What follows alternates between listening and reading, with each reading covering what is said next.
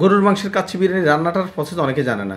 চলেন শুরু করা যাক আজকের রেসিপি। প্রথমে আমি বাসমতি চাল নিয়ে নিয়েছি আর চালটা আধা ঘন্টা ভিজিয়ে রেখেছি পানিতে। তারপর কাঁচা পেঁপে অবশ্যই লাগবে, যেহেতু গরুর মাংস সিদ্ধ হতে একটু সময় লাগে। কাঁচা পেঁপের বিচিগুলো ফেলে দিয়ে চোগলা সহ কাঁচা পেঁপেটা একটু পানি দিয়ে ব্ল্যান্ড করে নিয়েছি। ব্ল্যান্ড একদম স্মুথ করে নেবেন। তারপর গরুর মাংসতে কাঁচা পেঁপে দিয়ে দিচ্ছি আর দিয়ে দিচ্ছি আদা রসুন পেস্ট, একটু তেজপাতা, লং, এলাচি, দারচিনি, জয়ত্রী আর একটু কালো গোলমরিচ আর লবণ আর মরিচের গুঁড়া এবং আমার হাতে বানানো সেই বিরিয়ানির মশলাটা স্পাইসগুলোতে পেয়ে যাবেন। আর একটু দিচ্ছি টক দই আর একটু চিনি আর একটু সয়াবিন তেল। চিনিটা টোটালি অপশনাল, না দিলেও চলবে। তারপর এগুলো ভালো করে মাখিয়ে 1 ঘন্টার জন্য রেখে দিবেন। তারপর উপরে দিয়ে দিচ্ছি ভাজা পেঁয়াজ আর একটু গোলাপ জল। এগুলো মাংসের সাথে মাখিয়ে নিলে আপনার ফ্লেভার ভালো আসবে। তারপর পানি গরম করে দিয়ে দিচ্ছি লং, এলাচি, দারচিনি, লবণ।